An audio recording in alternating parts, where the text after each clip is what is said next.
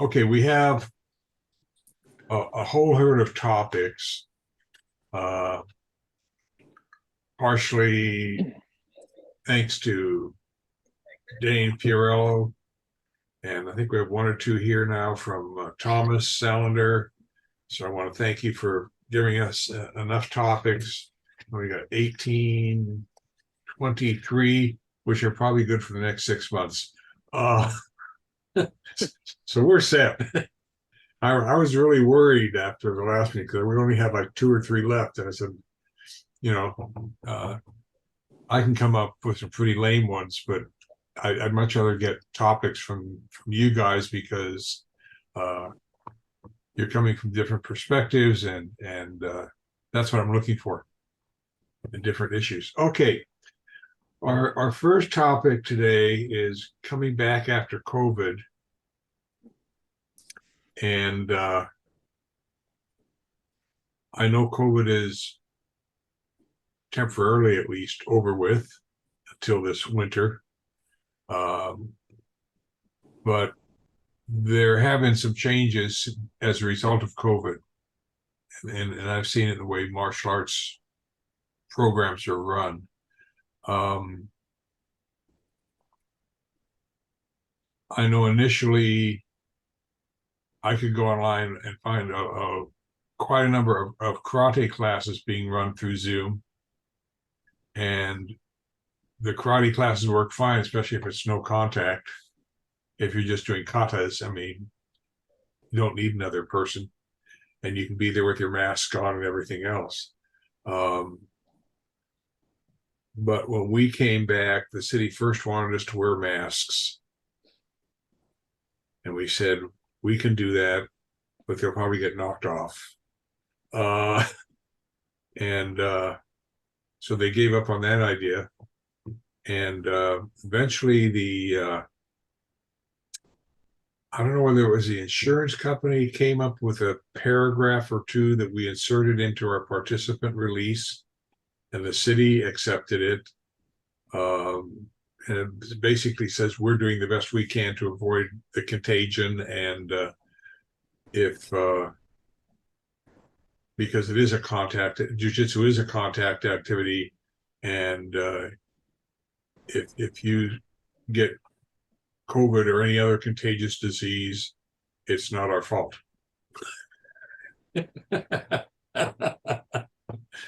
You don't see me holding my breath here. In any event, I know there were a lot of cautions initially, people coming back from COVID. Any of you run into any concerns or problems with post-COVID?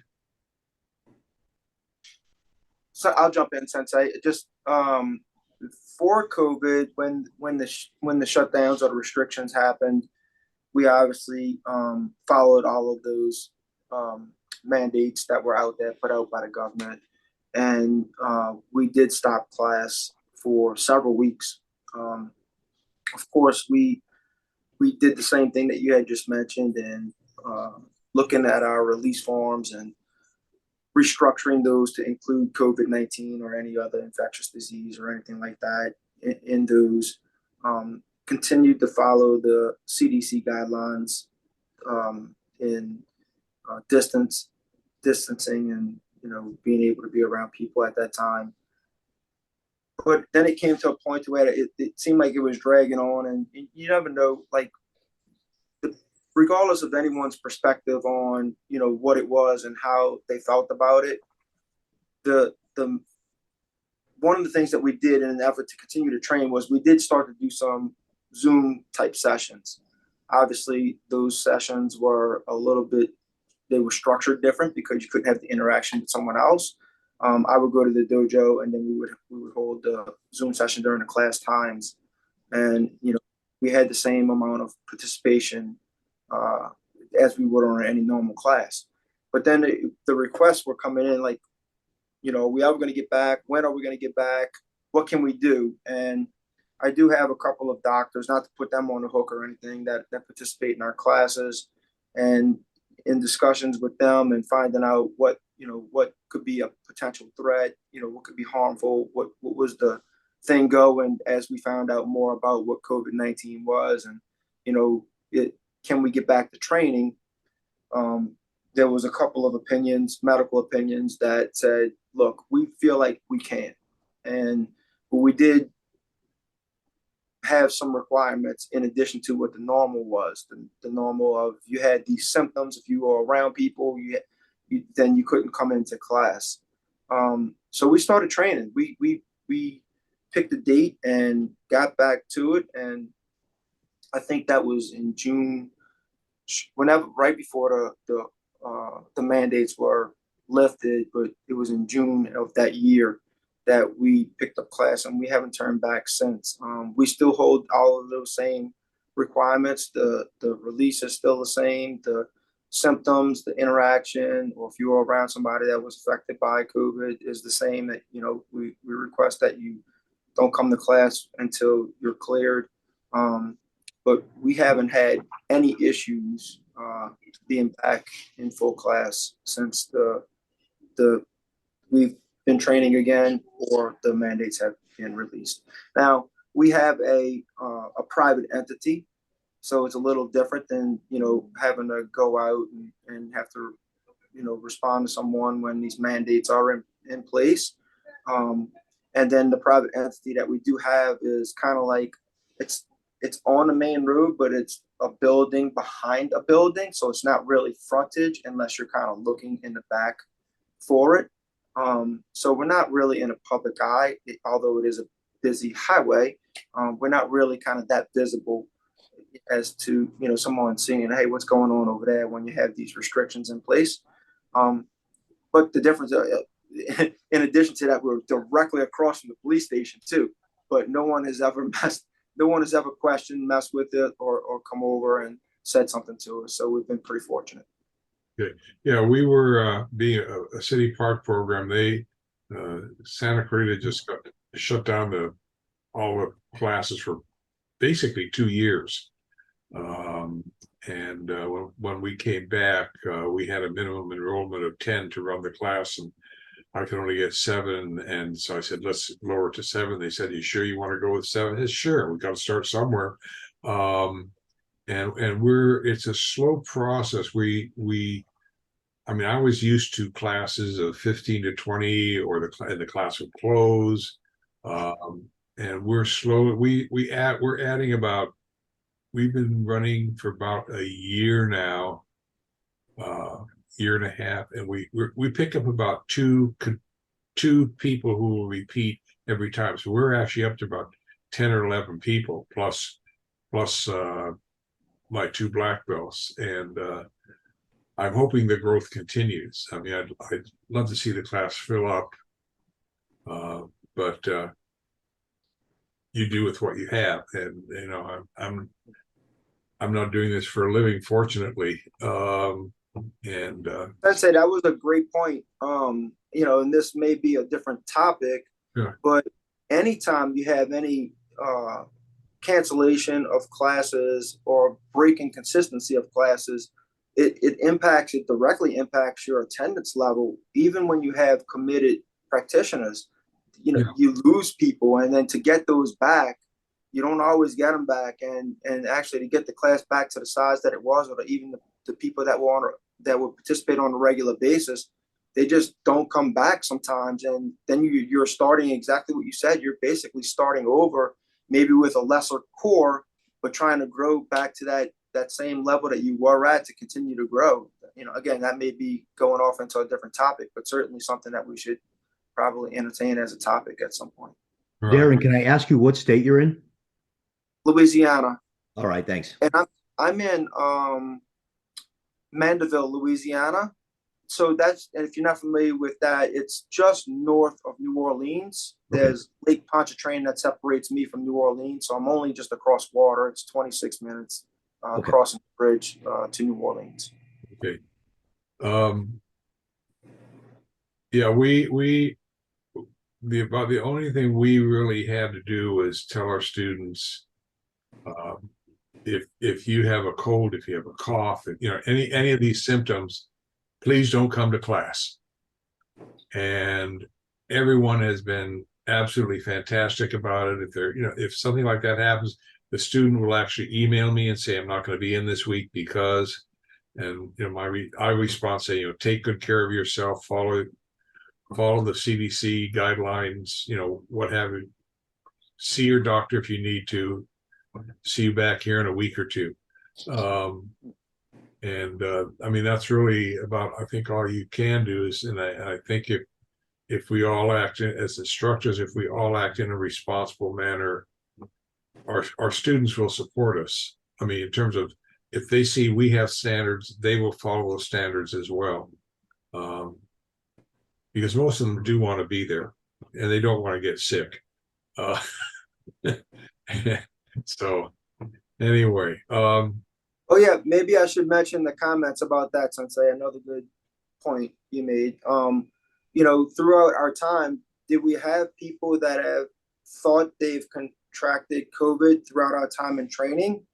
I think there was probably 3 that did, but they all have come back and said, I don't think it was COVID. We did still require them to stay out for the time, the length and time to be able to let it work through their system to where they were known that they were healthy. But short of the 3 that we did have, and we had multiple people in class and upwards of 20, 25 people in class at a time, it was 3 people that did have some sort of symptom at different points, and we asked to stay out of class until they were clear of all symptoms and being healthy. But that was the only things that we had. And the symptoms were so varied. I had it. I still have some long-term COVID after effects that are fortunately slowly dwindling. So my doctor said it's not old age. My wife had it. My daughter did not get it. Somehow she escaped. And my wife had it fairly lightly, much lighter than I did. But anyway, I'm glad it's over with. It was a rough lesson for this country. Anyway, anything else we want to do with coming back after COVID? Or is this a topic we can put to bed? Well, can you hear me?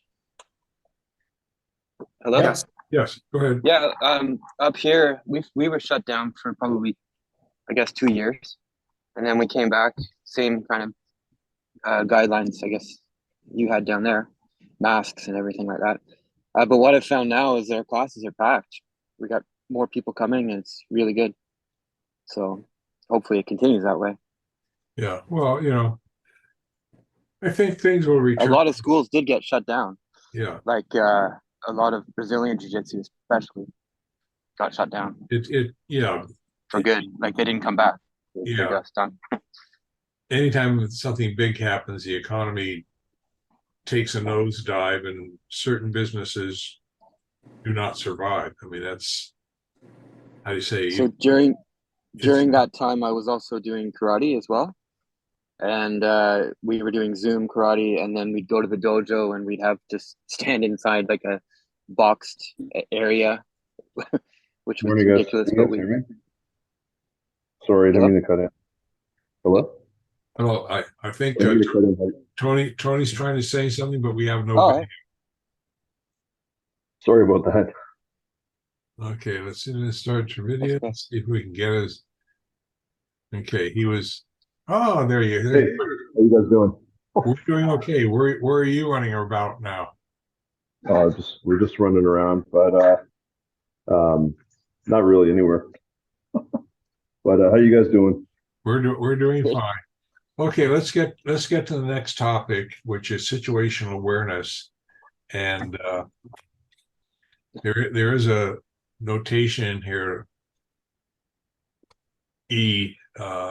Larry, raise your hand, Larry. Larry's the one with the goat. Well, I can't say that. The bottom 3 have goatees for it, and Thomas beard. Can't do bald because that's 2 of us.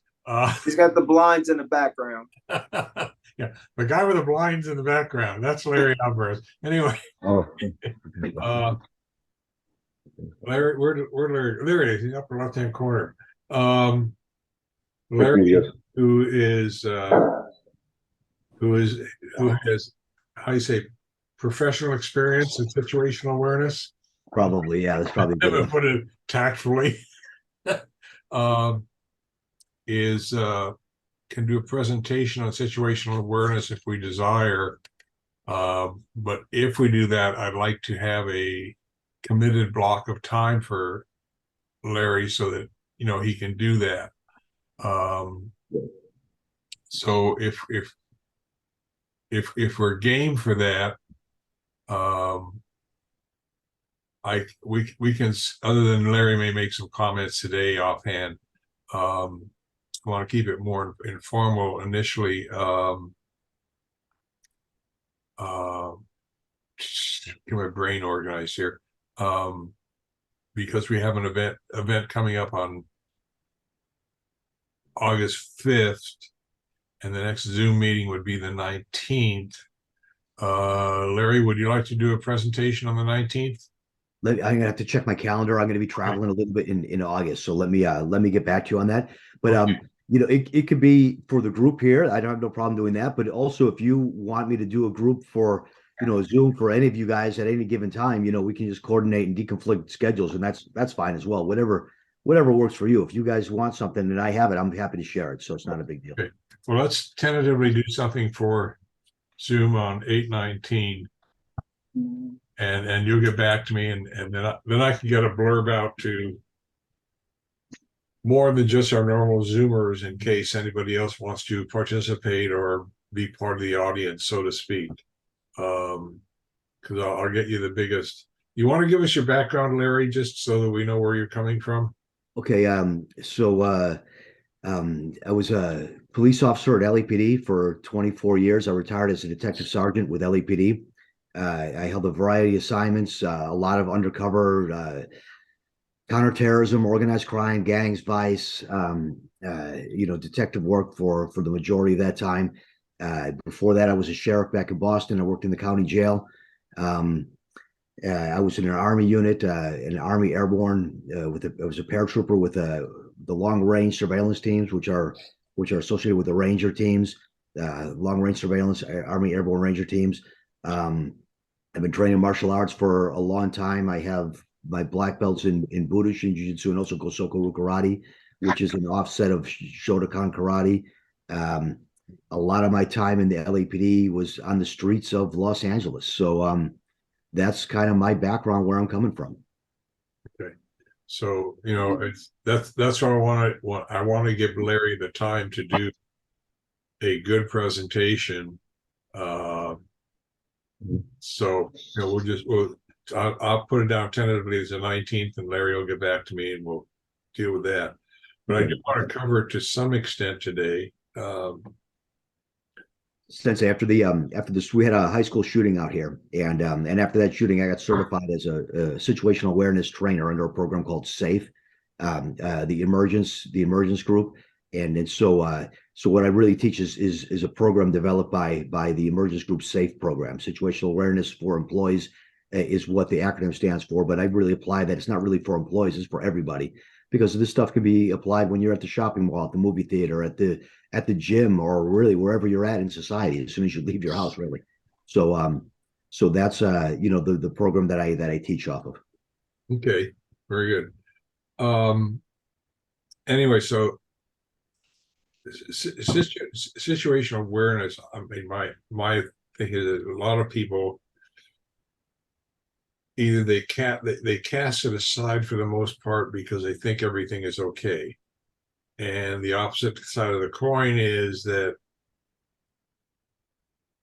part of the problem is that if you are trying to be aware of everything and you're visibly trying to be aware of everything, it actually makes you a better victim.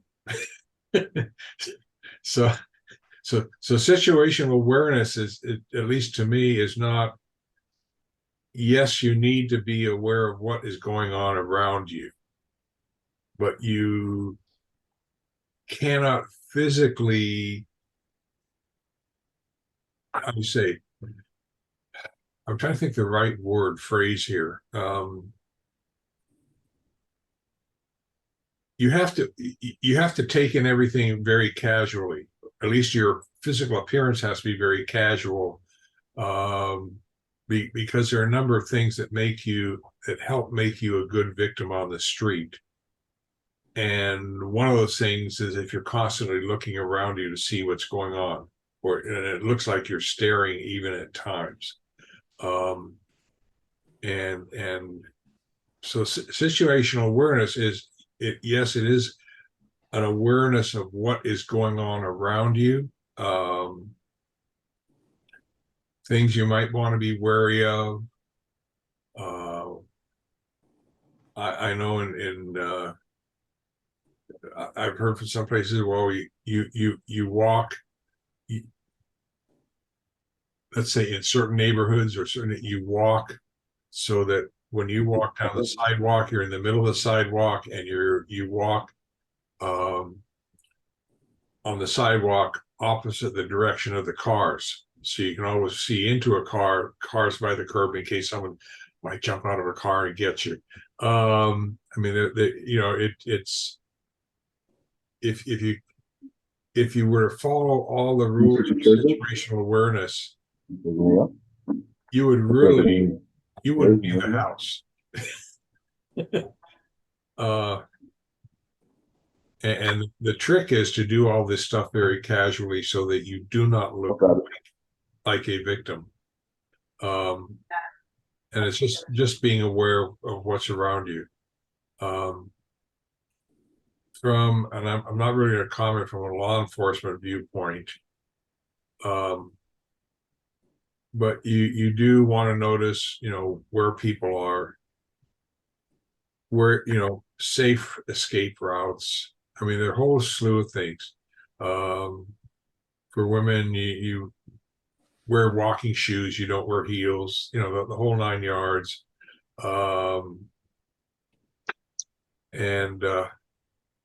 It's just basically being aware of what's going on around you.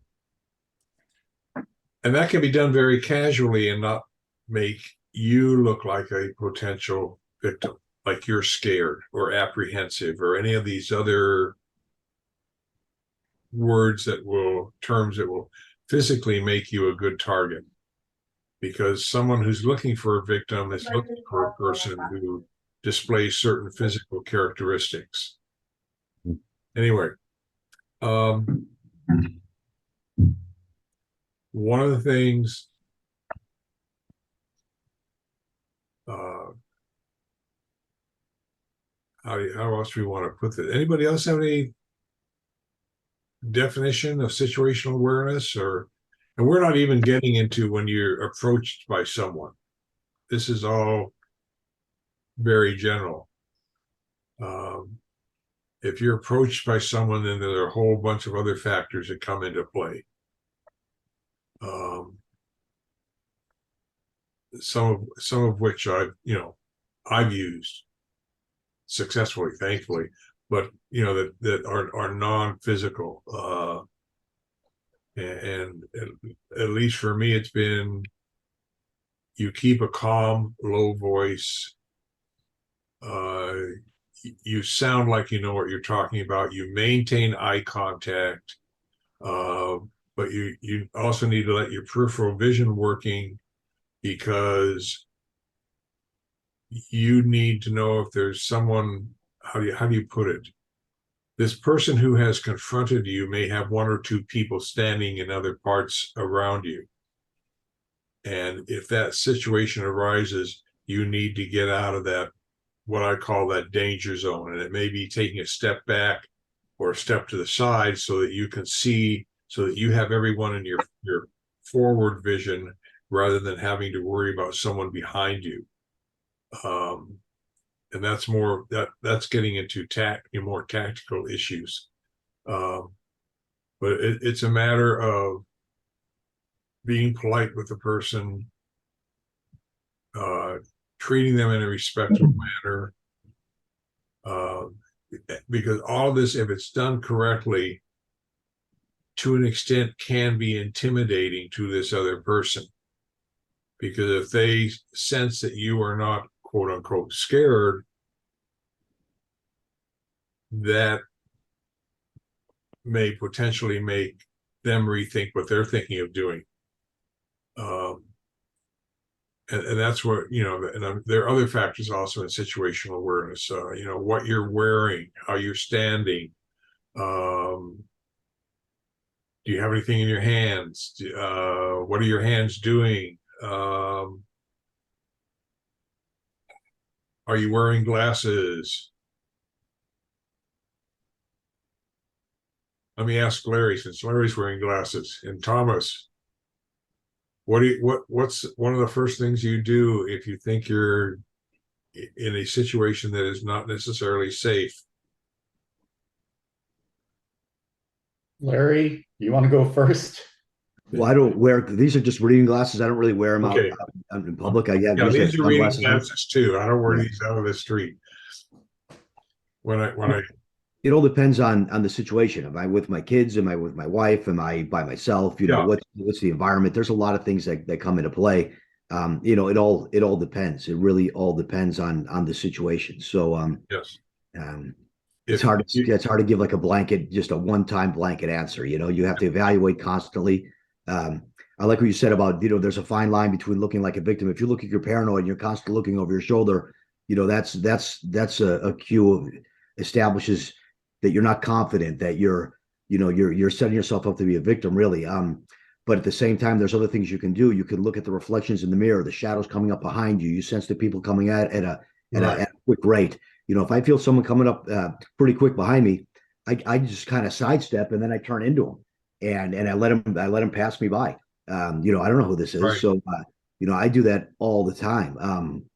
If I'm passing by a window, I'm looking at the reflection in the windows to see who's coming up behind me. And that window can be a car, it can be a storefront, it could be really anything. If it's a shadow, I'm paying attention to the sidewalk in front of me and seeing what shadow is coming up behind me. And that gives me at least a position of where that person is. And you just got to kind of be ready in your mind to move or react to that, however you feel fit. Sometimes the best is distance. Distance equals space, and space gives you time. Time gives you better reaction. And the idea is not to sit there and have an arm wrestling contest with people. It's the idea is to be safe and get away, right? Right. Especially in your environment. You got to take that in consideration. You have weapons. You have multiple suspects. A lot of times they're not alone, so you have to take all that into consideration. So there's not. I don't want to tell people do one thing and then they do it and then they find themselves in a world of hurt. It's just more of an awareness to what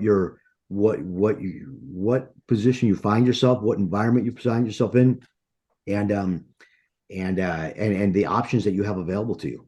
Right. And whether your family members with you or friends with you, all of these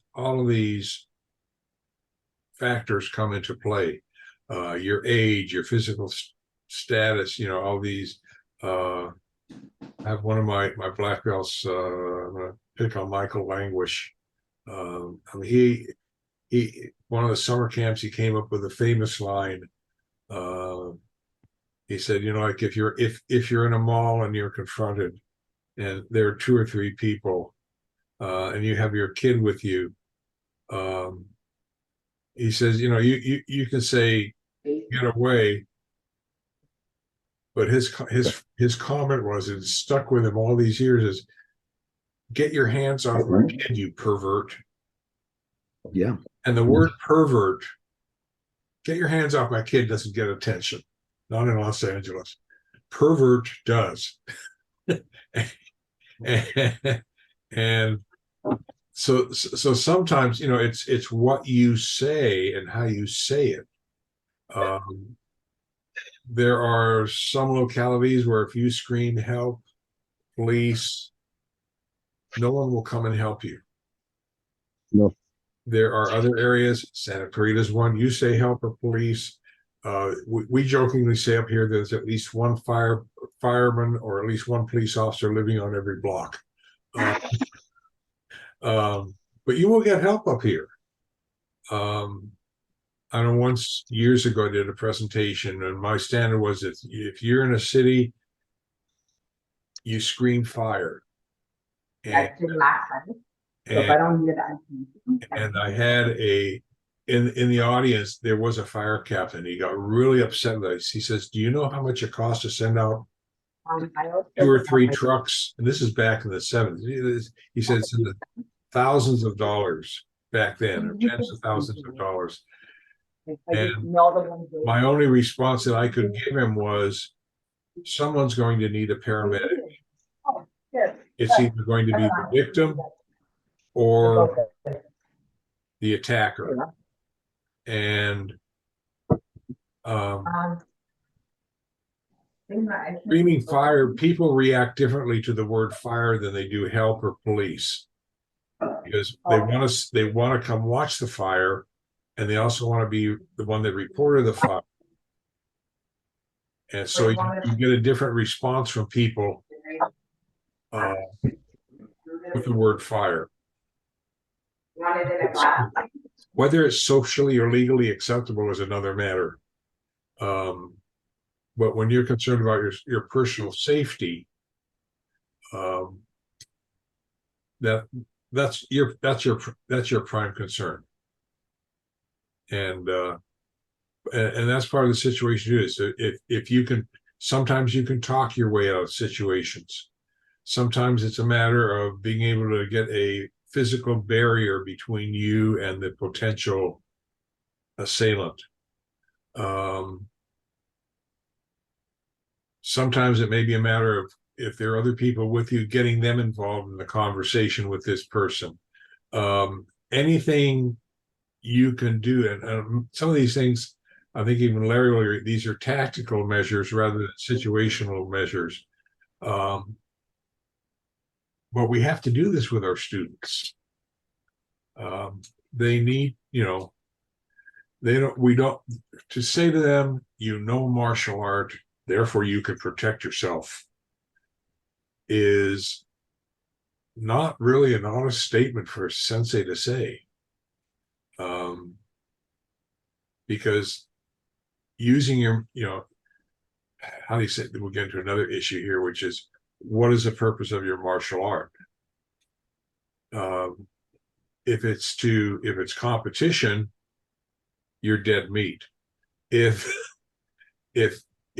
you're being taught how to defend yourself, you then run into the issue of, well, some people ask, do I really want to hurt this person?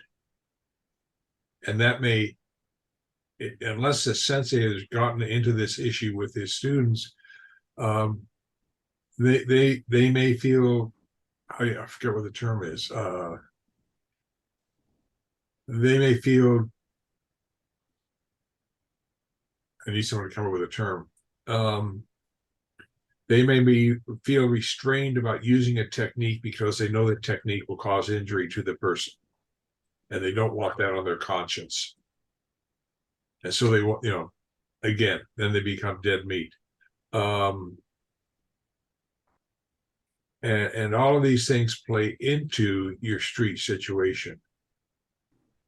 And so if you can keep the situation as non-confrontational as possible.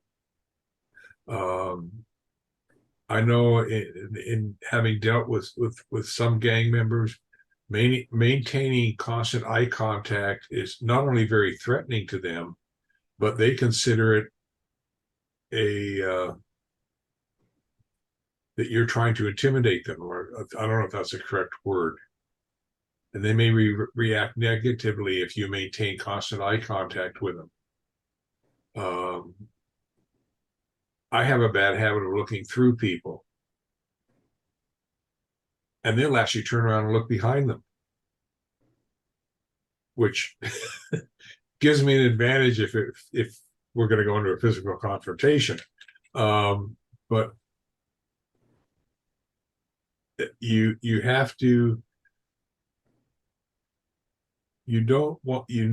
to appear confident without appearing overly aggressive. Am I putting that correct, Larry? Is that making sense? Yeah, no, yeah. No, it totally is. One of the things I wanted to add is a lot of times situational awareness is identifying the signs of violence before it happens. So you can Right. remove yourself. And we use a term called left of bang.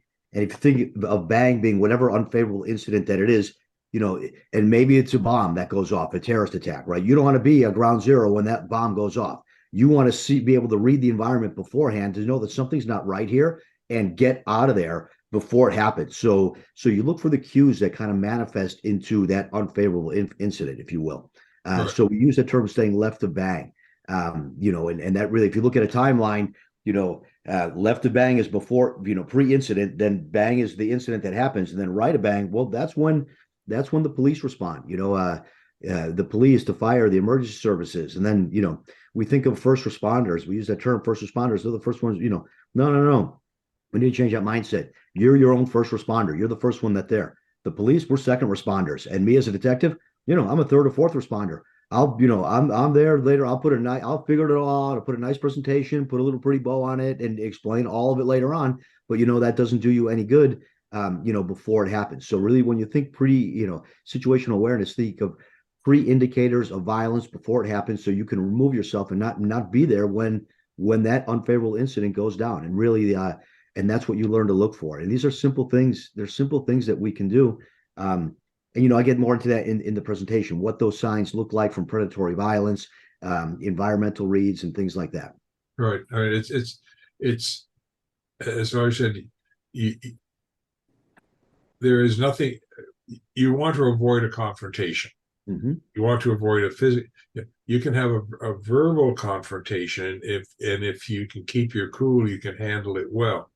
Without, and the intent is not to make the other person look bad, where they will take insult or whatever you want to call it, where you can hopefully both walk away.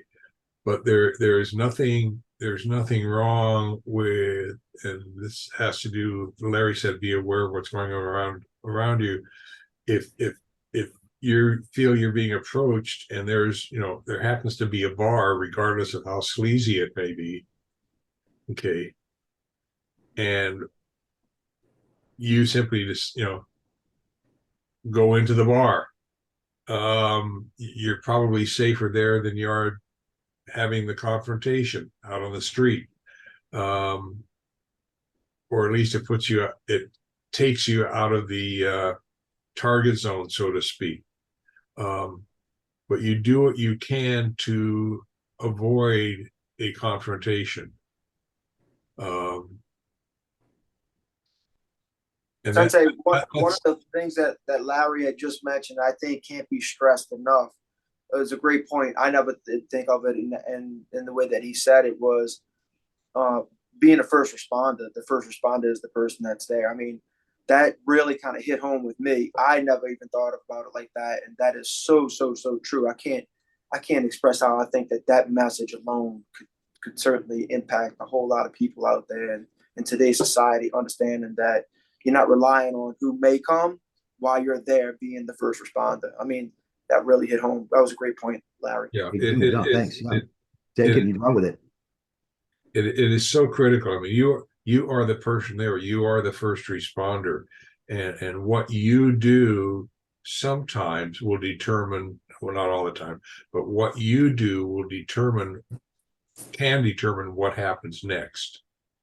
And that's, I don't want to say that's your responsibility, but you want to control the situation as best you can, if you can.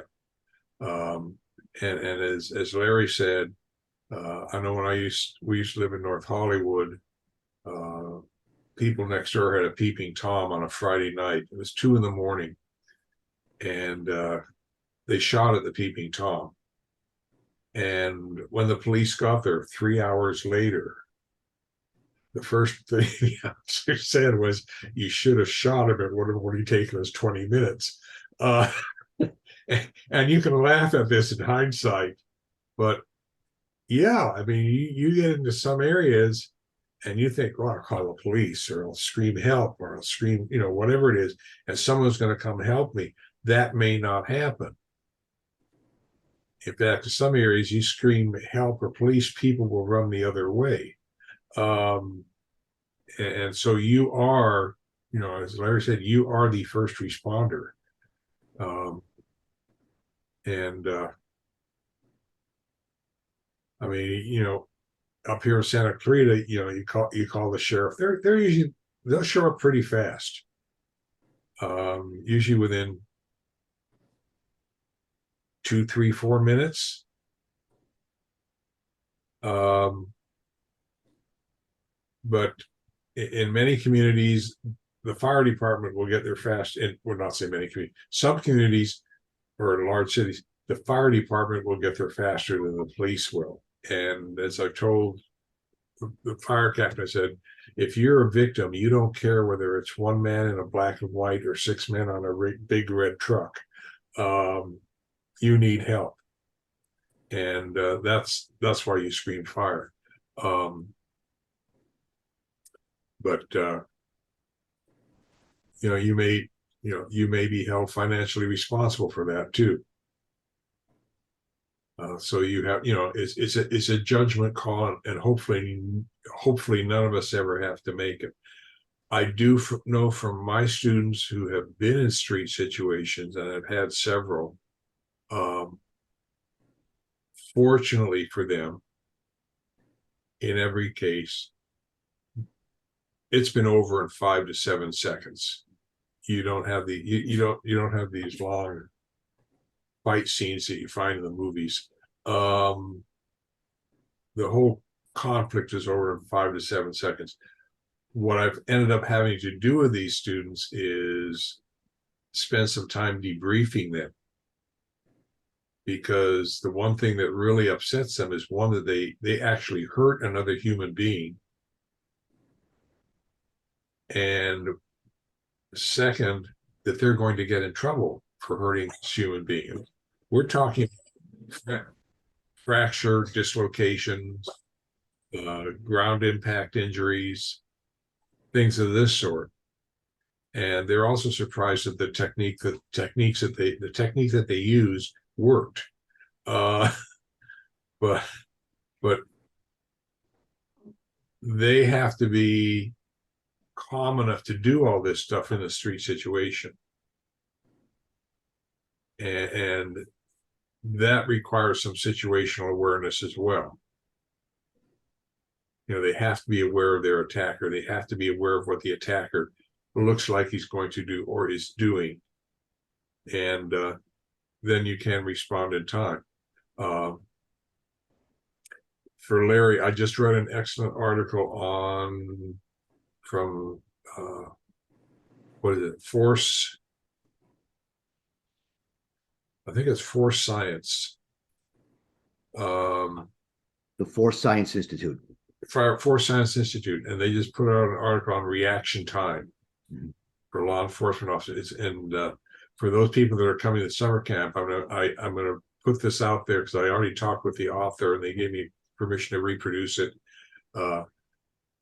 Even though it deals with officers and their ability to react with their sidearm, the reaction time issue makes it worth the reading, because they go into the delays and that, it's called, there's no such thing as a super cop or something of that sort. That's the title of something like that, but it's a well-written article. And I think every martial arts instructor should read it, because one thing I know a lot of instructors really don't touch on is the issue of reaction time, which is part of your situational awareness, the issue of and training students to reduce their reaction time. And as Larry can tell you, and is that takes practice and being put in random situations continuously. And that's the only real way you can reduce your reaction time. You can't do it just by learning new techniques or learning to do techniques fast, because the reaction time issue is a whole different matter, regardless of whatever martial art you know. But that goes into situational awareness. Because if it comes down to where you're being confronted, you have to pay attention to what's going on, and you also have to be you cannot be tensed up, because that'll mess with your mind. It's a hard being in that situation is a difficult situation, and most of the students I've had who've been in that situation have said, I didn't know what to do. But and most of them have no idea what they actually did to protect themselves, which is normal, until they can be debriefed.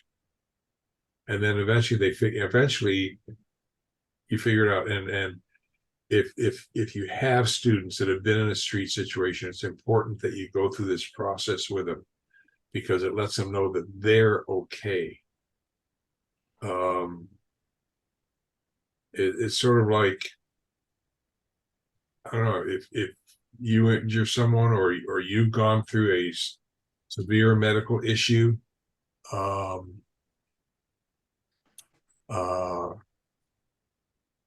you have to be willing. You have to have someone you can talk with, that you can unload upon. And I know that's quote unquote not being tough, but being tough can get you in a lot of trouble. Or toughing it out can get you into a lot of trouble down the road. Anyway, so I think we've gotten off of situational awareness. And anything else you want to do we want to deal with one of the on here says have an escape route, and that basically means that if you're aware of what's going on around you, you need to know, okay, where can I go that looks safer than this location?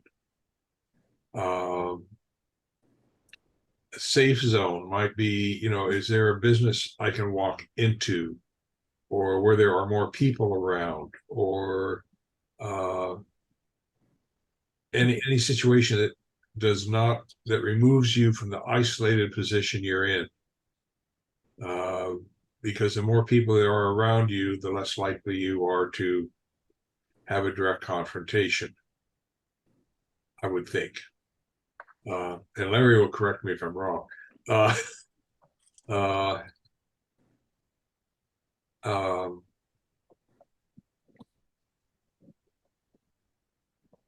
Since I think that's a good point you make. You always have an escape route, right? And it's not necessarily, escape. When you tell people escape route, it almost seems like an over dramatization, right? So, but it's simple things like when you go to a movie theater, that if there's a problem in that movie theater, everyone's going to rush to and stampede that door they came into. So where are the exits? When you sit down, are you noticing those exits? When you go to a restaurant, you know where that back door is. You want to avoid those stampedes. We've seen this before where a mass shooter will go and pull the fire alarm. Everyone comes running out. And when they're in the open area, they just walk into a kill zone. So, what area are you walking into? Look for those secondary routes, those secondary exits. That's not going to be a stampede. That's not going to be a mass gathering into something. You don't know what you're getting into anymore. So the world that we live in is getting a little bit scarier and scarier almost by the day. And these are things that we need to kind of think of just automatically. You know what I mean? Yeah, I mean it's I can go back to years ago when I taught high school, and we had I got this commander of the world here. New dog.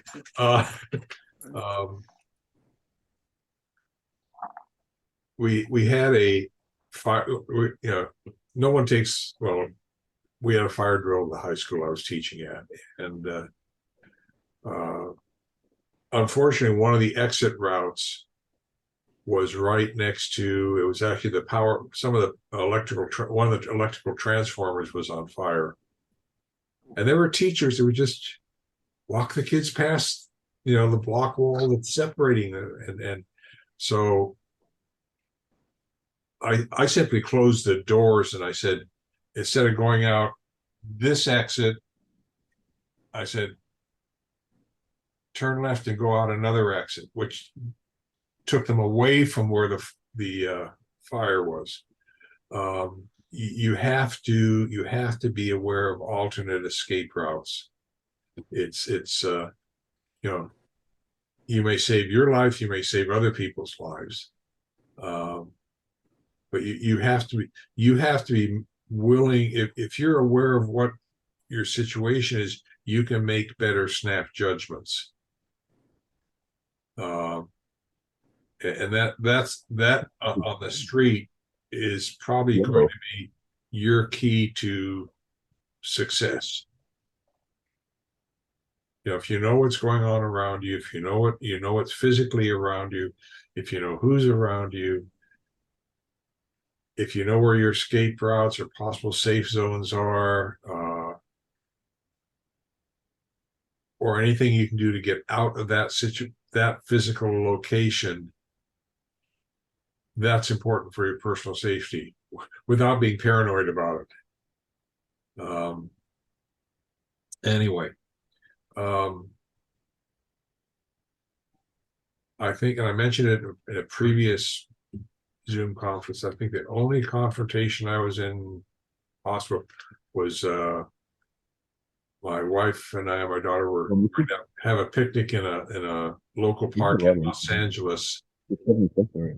And I went to the car to get something. I went to the car to get something, and I was approached by two males. And one of them asked, do you have $5? And it's not because they want the $5. It's they want you to get your wallet out. You have to think ahead. And my initial response was to open the car door and get the car door between me and both of them. And then I looked at the one that made the request. I said, I don't have any money with me.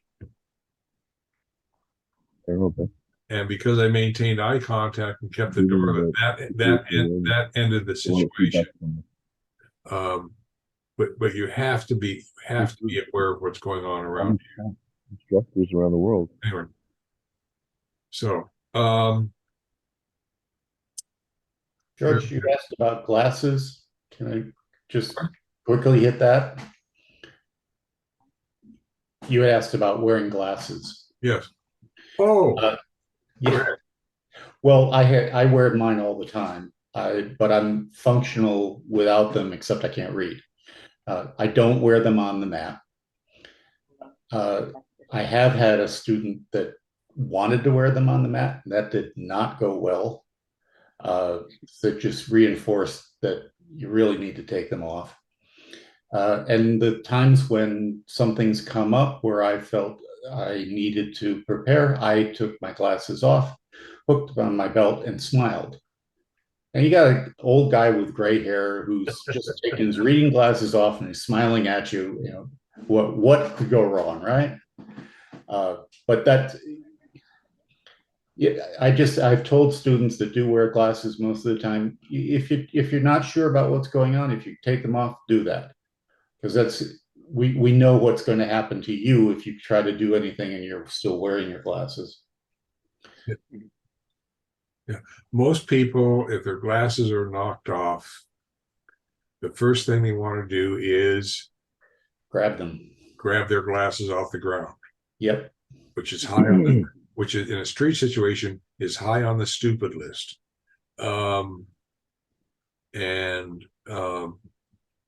So I tell students, if you're in a potentially bad situation, you take your glasses off. I'm busy right you're now. talking someplace else, and even by taking your glasses off, sometimes that can be seen as you're trying to become more personable with the person, because the glasses are a shield. Yeah. It can be perceived as a shield. You take your glasses off. Okay, now we're going to have a better conversation. And if for those of you, if you go for job interviews, that's a tactic an interviewer may use sometimes to make you feel more relaxed. And then maybe you say something stupid and don't get the job, but or you may get the job. Yeah, it's because in a street confrontation, the glasses will be the first thing that gets knocked off. And if you're relying on your glasses to see, most people can do very well in terms of personal self-defense without their glasses. You don't need to see a lot of detail when you're defending yourself. You just need to know where the person's head is, where their hands are, things of that sort. And if you know what the human body looks like, you're in pretty good shape as far as your brain's ability to interpret the information. Okay, I think that's going to just about end this subject. And we'll come back to it on the 19th if Larry has a free schedule time. Before I go on to the next topic, because we're approaching the end of an hour here, on the 5th, Darren has invited us on behalf of Jack Garrett to participate in a Zoom belt examination. I think there are 2 Q grades and 1 person going for a knee don. Am I correct, Darren? There's a few Q grades that'll be evaluated, and then I know that there's at least 1, potentially 2 or 3 award don grades that will be presented. Right, and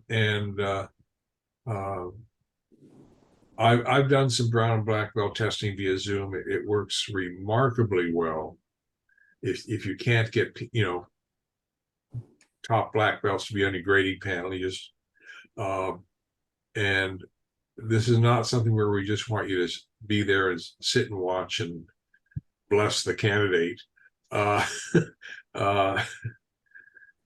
the goal is perhaps to get some of you to ask some questions, to maybe see the technique differently, to comment on the technique execution, things of that sort. So it's a real two-way conversation.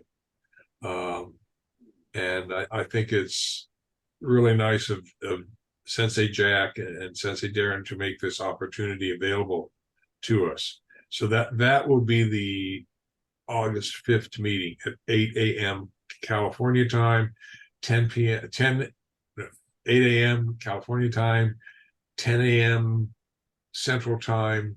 I don't know what Eastern time is. 11. 11, so it'll be the same time slot, but this is going to be Jack's and Darren's controlled Zoom meeting. So it should be something different. And if you've never done this before, it's a pretty positive experience. Because one of the things I've always believed in is that you should be able to use the technology to your advantage. Oh yeah, to compete. So these guys were so fast. I see this first guy with his little tractor. Where are we getting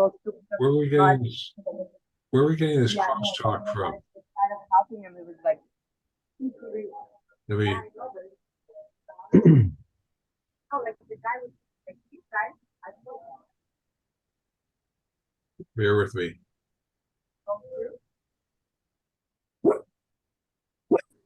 Okay, I've had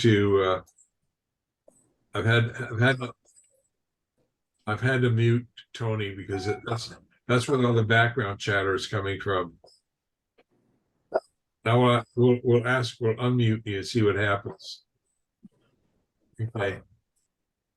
Okay. So now, okay.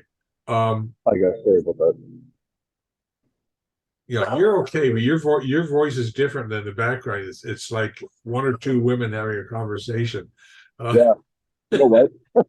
I'm outside, and it's just there was my girlfriend and our next door neighbor were talking. So yeah, sorry about that. You know what? I heard all about the situational awareness, and I think I had a chance to really reflect on that and talk to you guys about it. Hopefully next time I can. But I do have some experience in it.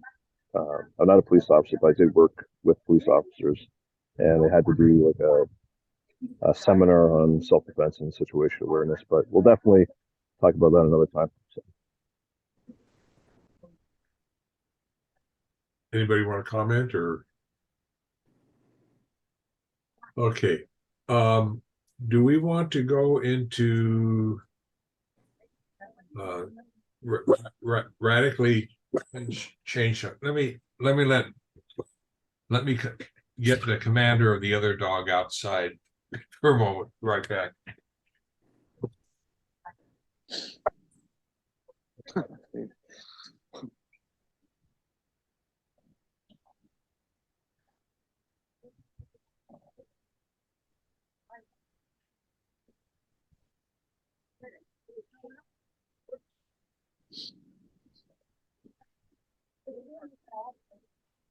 Yeah, we've got this 15-pound Chihuahua Whippet mix that we picked up from the pound, who is very skilled at opening doors, sliding glass doors, sliding screen doors, taking stuff he's not supposed to have.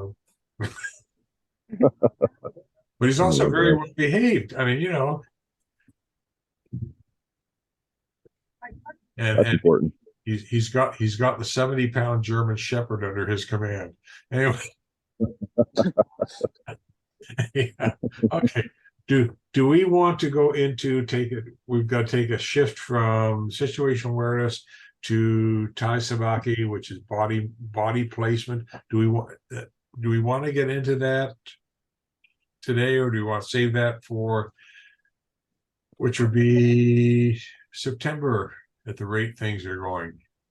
Do we want to get into this, or? I think waiting would be a good idea, Sensei, so we can have a full discussion about it. Okay. Anybody, any other thoughts? One way or the other? You guys do threat assessments as well? Pardon?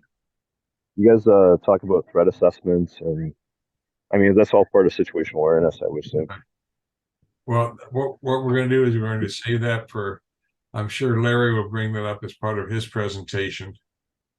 Yeah, threat assessment is an integral part, and just jokingly, I usually say if you're being confronted by 2 or 3 people, and I got this from back when I taught at junior high school for 18 years. We had a lot of gang problems. Mainly, there was only one gang on our campus. The problem was that high school and adult gang members from other would come onto the campus to try and beat up on our kids. And if our kids got a hold of them, it was usually a matter of saving the adult gang member. But one thing I did learn, and even the gang members at the junior high kind of agreed with me, is you have to watch out for the Chihuahua. And the Chihuahua usually was the little guy in the group who'd get around behind, like a Chihuahua dog. They nip at your heels, and that's the person you need to get control of, and get out of the center of the circle, so to speak. And it's a joking way of dealing with a serious problem, because with your threat assessment, that Chihuahua is really a distraction. Mm-hmm. And so I mean it's not meant to be a, how do you say it? No, You don't want it to be a derogatory comment, but even my Hispanic kids understood, they didn't take personal insult. And I had some kids who, later on attended the University of California at San Quentin, UCSQ, which I'm sure Larry knows about, or is acquainted with. And but they even, and they were heavy duty gang kids and became heavy duty gang adult members, and they even agreed with the term, this, that's our Chihuahua. They show up with their friends and he's our Chihuahua. So what can you say? Anyway, so we're going to leave that body movement for the September, and then we've got a whole slew of other good topics. Like I said, one thing I'd like, if any of you want to do this, we've got a list of 20, 23, 24 topics. If you think some of these should be rearranged so that one leads in, if there's not one of them that leads into another one, and you want to put them together or one right after the other, please let me know and I'll do that. There's nothing that said, or something you believe is more important. There's nothing that said that this list is a list from God and it must be followed like the 10 Commandments. So, I'm open to change. So, let me know. I think at this point we will stop for the day, and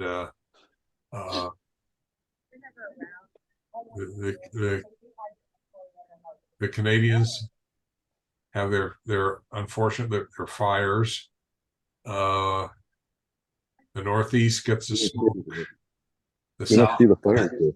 the South, I don't know if the fire- Southwest United States gets the heat. And Europe. And Europe is bad. the Midwest gets tornadoes and rain and everything else. I mean, we're having a joyous time. Anyway, Yeah. so I guess all I can say is stay cool. Yeah. Stay indoors if you can. Be safe. If you don't have air conditioning, get some towels, get them wet. Not the huge towels, the one, the hand towels or something that's about 2 feet long. Get them wet, squeeze them out, stick them in the freezer. They don't have to be frozen. Then wrap them around your neck. It's one of the best ways to keep yourself cool. And just have 3 or 4 in the freezer and rotate them. But anyway, that's about it for the day then. So I want to thank all of Be safe, everybody. you. Thank you. Thank all of you for joining me today. And Thank you for having me. the next Sorry for so long. I will be sending you a link for the August 5th meeting, because Darren has already sent it to me, and it'll go out on the 25th, and it'll be sent out 1 or 2 more times after that. And hopefully some of you, perhaps some others, will participate in this first massive. This is going to scare the Q grade students, Darren. I know. I had to talk with them about that in class Thursday night, Sensei. But just Yeah. tell them they're complaining. All a part of their mental development. It has to be a part of it. It's just what it is. Tell them they're just playing a computer game.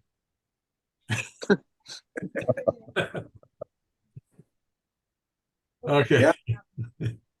I know. I think it's going to impact them. I do. Yes, it will. I know it will.